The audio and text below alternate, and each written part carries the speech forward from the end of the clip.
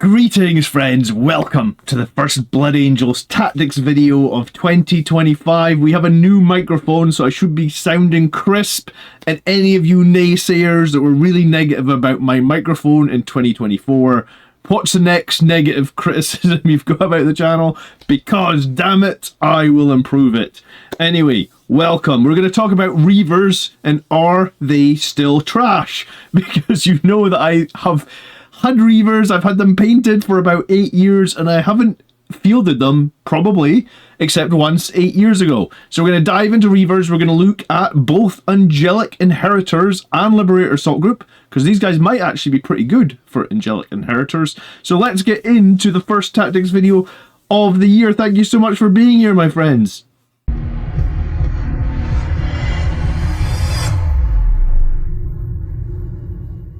So if you are just meeting, my name is John, and every week I will put out a tactics video making you a better Warhammer 40,000 player. So if that's something you're interested in, please consider subscribing. So, Reavers, they've been on the painting table, they've been in the pile of shame for a very long time. Let's get into it. Let's talk Reavers. So this video is going to be pretty simple. We're going to discuss the ways that we can use Reavers and how we can maximize them in Blood Angels. We're going to do some math to see how effective this unit can be on the tabletop, and then we're going to discuss their usage in both Liberator Assault Group and Angelic Inheritors. I know people still love Liberator Assault Group, and Angelic Inheritors is maybe breaking through a little bit. Not too many people have played it yet, but let's talk about it.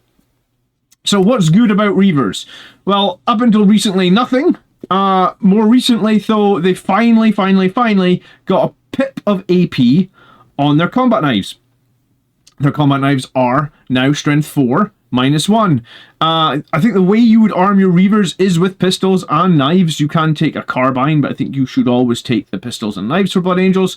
So this will give you 5 strength 4, 1 AP shots and shooting, and it will give you 20 strength 4, 1 AP knives. Knives is purposely spelt incorrectly here, so people will flame me because I gotta do something wrong each year, don't I, on my channel? No, I know it's supposed to be a V. I'm really bad at English.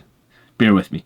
Right, if we're gonna use any sort of like deep strike with a squad of Reavers, then essentially we get 25 precision attacks, right? Because we get the 5 bolt shots, special literal bolt pistol, precision AP1, and then we get our 20 combat knives, precision AP1.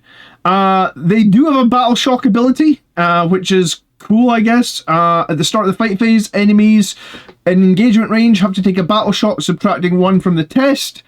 The problem with this is there's no reliability to it. It will go off when you don't want it to go off. It will not happen when you need it to happen. So I think you kind of have to draw a line under it and say it's something you can't count on, right? Like, if it happens, brilliant, but chances of it happening when you need it to happen are like 1 in 5. I've been playing Dante, who has the exact same ability. I've been playing him for basically a year, and, you know, like a handful of games, 3 games out of 20, this battle shock thing will actually happen when you need it to happen, so you can't rely on it. They do have an aura, which will basically make any units that are not monsters or vehicles within 3 inches of them, they will have to subtract 1 from the objective control. So there's a potential there where your Reavers jump onto an enemy objective, they kill a couple of guys, and then they -1 will see them, and then they flip the objective because of their aura. So their aura isn't horrible. It's been improved recently, but their battle shock fearsome assault is very random. Now they do have scouts, 6. Cool. I think you're more likely to put these guys into strategic reserve, and each Reaver can either have a grav shoot or a grapple launcher. I think you probably take the grav shoot. It just gives them deep strike. The grapple launcher lets them ignore vertical distance, but let's be honest, how often do you actually need to ignore vertical distance with infantry? It doesn't come up all that often, right? So I feel like you take the grav shoot, you give them deep strike, you've got 25 precision attacks, they're 80 points for 5. That's probably how you want to field them. They're sort of a standard Marine profile.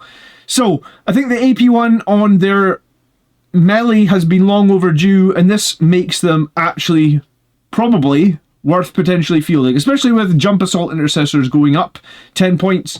So these guys, if you want a unit that can deep strike and do some damage, they are going to be very similar to your jump assault intercessors now, and 10 points cheaper. Obviously they don't fly, but they can still deep strike and they can do some precision shenanigans. So The unit that everyone is going to be attaching them to is the Lieutenant in Phobos armor. And why would you attach him to the Reavers? Well, you would attach him because he's going to give the unit lethal hits. That's pretty cool. He also has deep strike, so you'll be able to join them in the deep strike shenanigans. And in your shooting phase, after this model's unit is shot, if it's not within engagement range, it can make a normal move of d6. So you drop these guys down, you shoot your pistols. This guy actually comes with a master scoped bolt carbine, so he can have the bolt carbine and a set of combat blades. So the bolt carbine doesn't have precision, but I mean, I guess it's 2 damage. So you can shoot your unit. So it'll be 2 shots from this carbine, 5 shots from the precision pistols, and then you make a move of d6. So basically that means that when you were going to charge, then your charge distance is no longer 9 inches, assuming you deep strike 9 inches away. Your charge distance would be between 3 and 8 inches. So essentially you're getting to make a 3d6 charge with this unit, because when you drop down, you shoot, you move d6, and then you do your standard 2d6 charge. So what does this guy add as well, right? He's only 55 points, which is fairly reasonable. He's going to give lethal hits to the 25 attacks we had previously. He's going to give you that d6 move, essentially meaning that when you're coming into charge, you have a 3d6 charge rather than a 2d6 charge. I jumped onto Any Dice and did some quick math with Any Dice. It's a website you can use for probability. And it tells me if you need to get a 9 from rolling 3 dice, the chances of getting 9 or more from 3 dice is 74 point negligible. Let's just say 74%. So there's a really, really high chance that these guys can come in and make a charge. It's actually 3 out of 4 times. So if you're going to a tournament over the 2 days and you play like 6 games, in 4 of the games or 5 of the games, these guys are probably going to be able to make their charge. And that's before you even factor in rerolls. If you factor in a reroll here, then their charge chances are really, really high. In the region of like 90% potentially. Assuming you don't roll like a 1 on your d6 move. If you roll anything above like a 1 or a 2, on your d6 move after you're shooting, then your charge chance is like a 90% with a reroll. So that's super reliable, way more reliable than the normal 9-inch charge, which is basically 27%, 9 or more in 2d6, and if you reroll it, it goes up to like 48%. So it's generally really bad to try and do a 9-inch charge, so this unit would be, you know, like deep strike in 9 inches and make a charge. That's generally a bad play. It's kind of like a Hail Mary, in that like if you are trying to drop a unit in your turn to make a 9-inch deep strike charge, you need to know that that is a bad play. That's like a play of that play stinks of desperation, because that play literally comes off less than 50% of the time. So it's a complete risk. Whatever unit you're putting down is, you know, it's super risky that they just fail a charge and they're left in the open. And if we know anything, Blood Angels units standing in the open, they don't survive very long. They're just toughness 4 infantry for the most part, right? So what does this give you? Then this gives you the 25 precision attacks with lethal hits, which could actually be a very reliable character killer, right? Like if you have Assassinate and you just need to kill a unit out of a character out of a unit for 135 points, this could be pretty good. So this is the combo that we will see most people using, I think. You can attach a Librarian to the Reavers if you want. It gives them a little bit more survivability, and that they basically get shrouded, so they like can't be targeted if they're not within 12 inches. They have -1 to hit. They have a feel no pain against psychic. They do a little bit of DPS potentially from the Librarian with like his hazardous focused witchfire, and he's got a force weapon. You could attach a captain. Master of Deceit is better than it was before, in that if you've got the captain at the start of the game after both players have deployed their armies, if your army includes 1 or more models with this, you can select 3 friendly Adeptus Astartes infantry units and redeploy all those units. And when you do that, you can put them back in strategic reserve. So the captain is a little bit more expensive. He is the only character here that has a precision gun, I believe. So he's got a precision gun that would add potentially 2 more damage. He gives you this Master of Deceit, which could be pretty cool if you're running an infantry heavy Blood Angels list. Excuse me. And Rites of Battle is always useful, being able to trigger a stratagem for like a reduced 1 cost. And both Liberator Assault Group and Angelic Inheritors have strats that give them the potential of Lance. Now we have the Lieutenant in Reaver armor. He is in a very cool pose, and I honestly, when I first heard about this combo, I thought this was the guy that had the cool role, but no, that's just regular Phobos Lieutenant. So the Reaver Lieutenant still brings lethal hits. Sorry, he also brings precision in shooting from his one shot, and he brings precision in melee, so he does bring more precision to the mix. He increases that Terra Aura by 3 inches, but I do think that D6 move after arriving is just too powerful. He's the same points as the regular Reaver. I suppose it's worth mentioning that Reavers also have the smoke ability, so you could smoke these guys if you need them to be more difficult to kill. Whereas like assault intercessors and that don't have something like smoke. So the smoke is actually not too bad. -1 to hit and cover. And I guess that could potentially... That would actually be quite good now with the Armor of Contempt nerf, you know? Armor of Contempt obviously only works against 1 activation. Smoke, I believe, will last the entire turn, unless they change that. Someone can correct me in the comments, but I think smoke is actually... Maybe smoke is more meaningful than I've been given it credit. But anyway, regular Reavers have smoke, so you can use smoke with them. And I think the phobos armor one is better, but I just wanted to cover everything. So, let's assume that we're going to use the first combo we talked about. Lieutenant and phobos armor and those Reavers. And then we're going to take them in either detachment, right? I said both detachments are good for Reavers. If you were going to do Angelic Inheritors, then you would probably want to take Carmine Wrath, so you're rerolling hits and wounds of 1, and you'd also reroll Advance and Charge. So that means after you come down and shoot with reroll hits and wounds of 1, because you're led by a character, you would then be able to make your D6 move, and then you've got a reroll for your charge, and then when you're in melee, you're rerolling hits and wounds of 1. So there's a lot of synergy here actually with Legacy of the Angel. In Red Thirst, we know that you get to add 2 strength. That would change those knives in melee from strength 4 to strength 6. If you're trying to kill enemy infantry or equivalent, strength 6 usually means you're winning on 3s rather than winning on 4s, or even 5s against Terminators or something like that. And an additional attack is also good as well. So both detachments are pretty good for Reavers now. And both detachments also, because you basically get lethals by attaching the characters, we can now get Lance as well, right? Because Red Rampage can give you Lance or Lethals. Well, you would take Lance because you already have Lethals. And Focus Fury gives you both Lance and Lethals if you're led by a character, and you would indeed be led by a character. So both detachments have the ability to get +1 to wound when you charge. Super reliable charge, extra damage, rerolls, and all this stuff in the charge. So there's a lot of synergies here. So if you feel like you're getting some value out of this week's tactics video, then please like, subscribe, click the bell if you want to be notified every time I go live or release a new video. I do super appreciate that.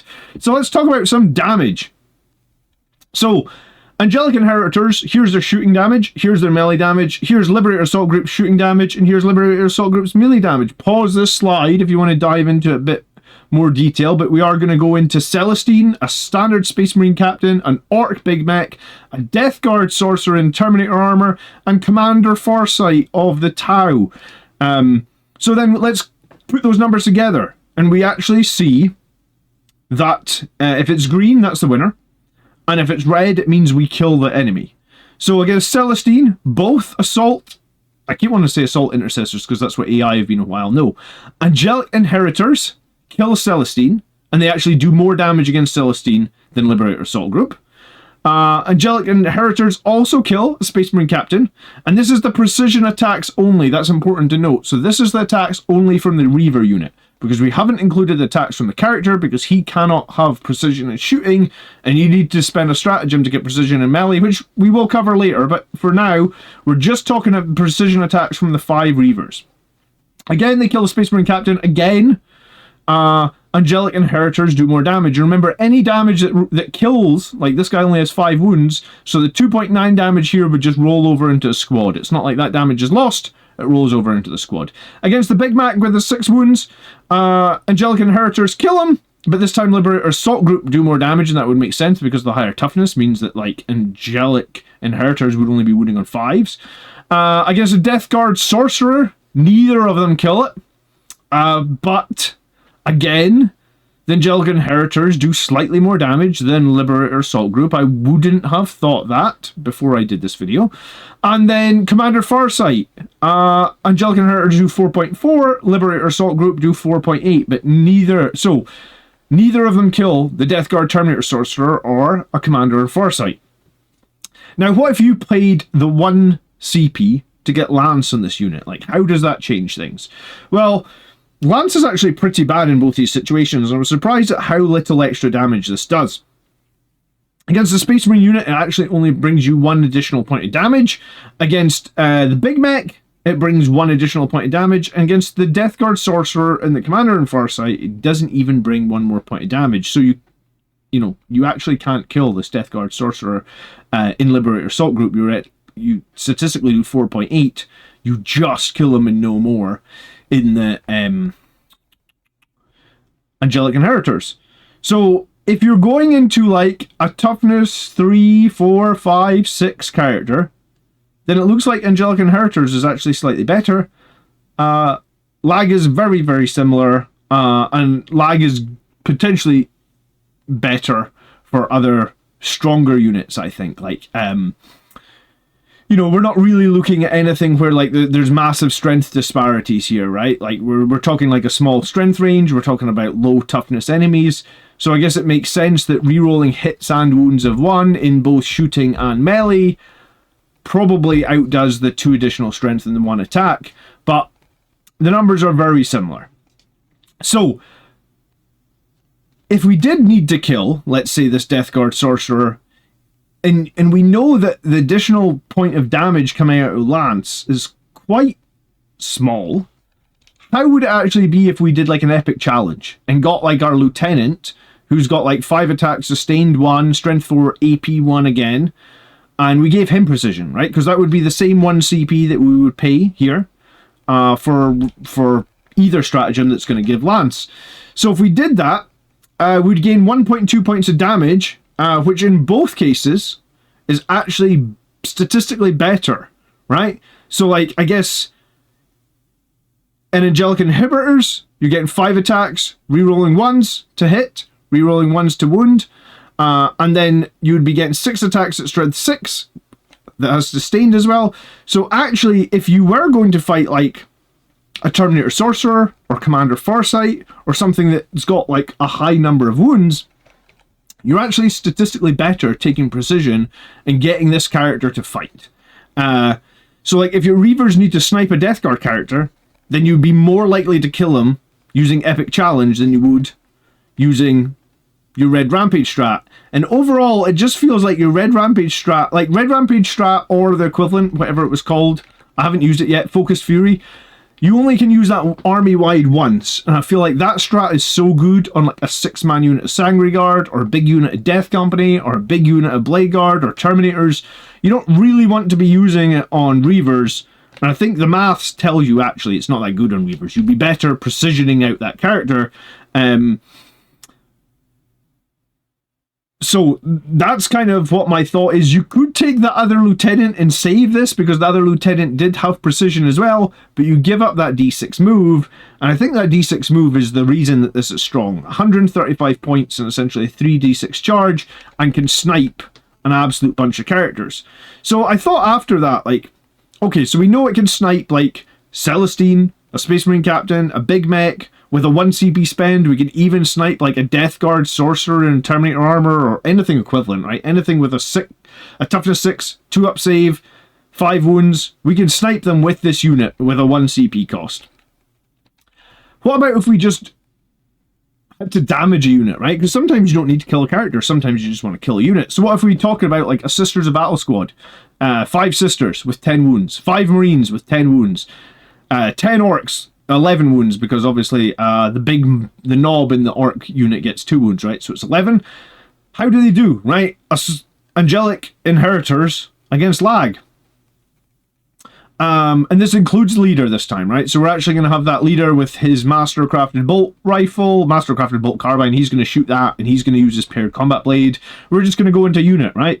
So like both the squads mop up a unit of Sisters fairly easily. Apparently, only the Angelic Inheritors mop up their Marines.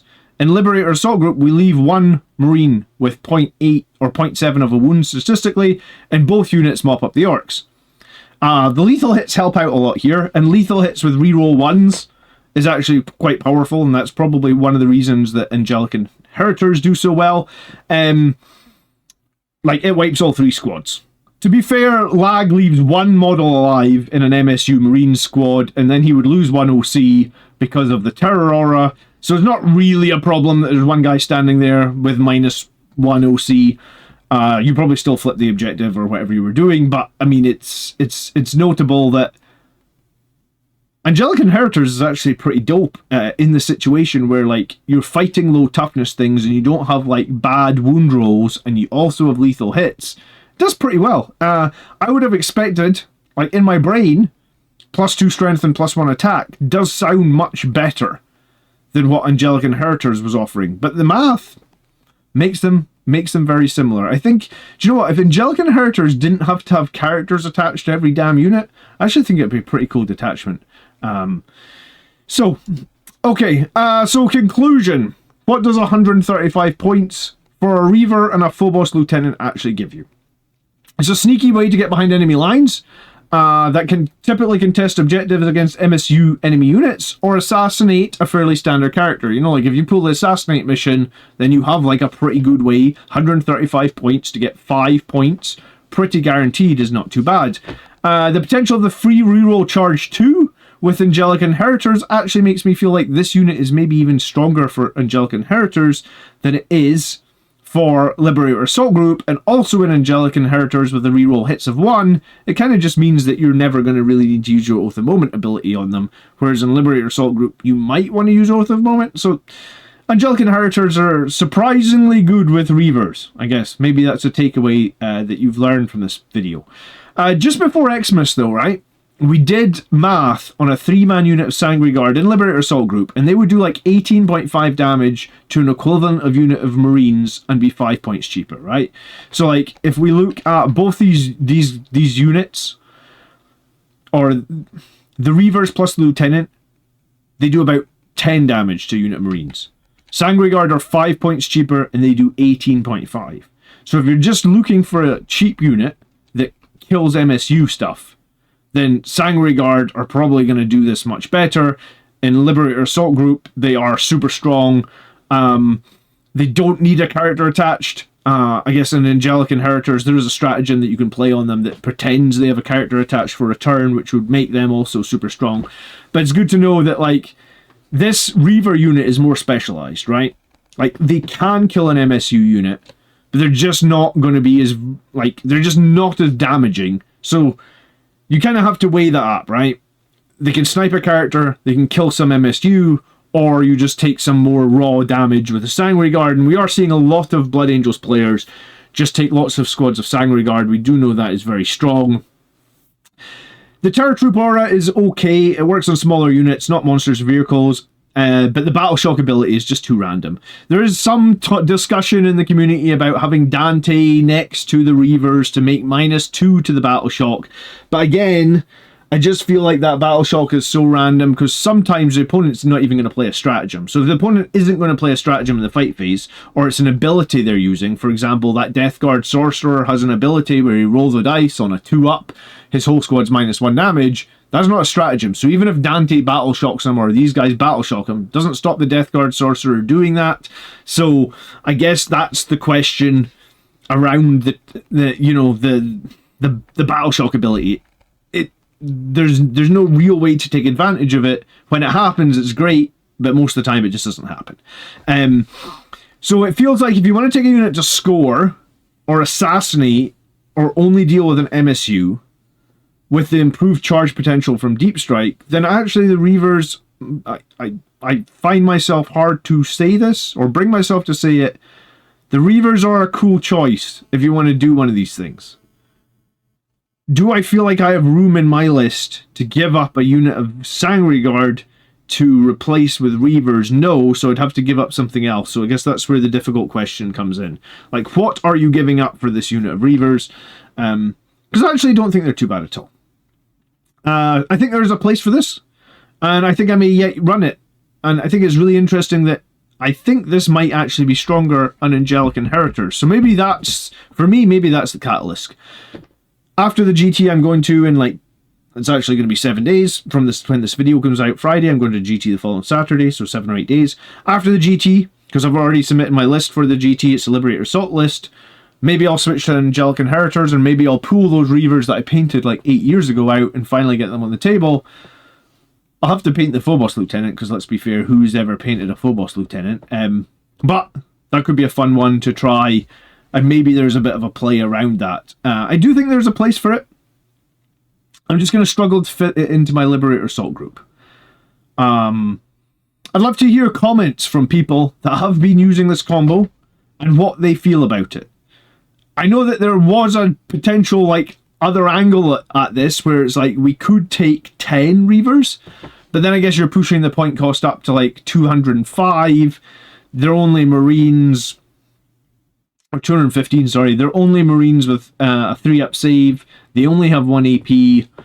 They're only killing MSU enemy models. I don't think it's the right play to take them in a squad of 10, but do you know what? That's what the comment section for. Maybe someone's running them in a 10, and maybe it's something we've not considered, so please write down in the comments below. I always reply and check out the comments every week. And if you are buying any Warhammer models in the new year to buff your Blood Angels, or you are going to finally take the pulse and buy some Reavers, if you're in the UK, you can buy from Element Games. If you're in the US, you can buy from War Game Portal, and every purchase on those sites supports the channel and supports everything I do here on YouTube. So thank you to everybody that does that. Like I said, right before Christmas, we talked about these 3-man squads of Sangre Guard being super meta. If you haven't watched that video, now would be the time. And if you'd like to support the channel, you can become a member over on Patreon for the price of a cup of coffee every month. And I sure do appreciate it. I hope you had a great holiday, guys. I'm excited to be back and maybe making some tactics videos again. I needed a break. But hey, it's good to be back. It's good to feel recharged. I hope you all have a brilliant 2025 and hope to catch you in the live streams very, very soon. By the blood are we made strongs, and please let me know if this microphone sounded better, because there's about 1 million options to tweak on it. So I will endeavor to have a better sounding audio quality this year as well. All right, we'll see you in the next one, guys. Peace.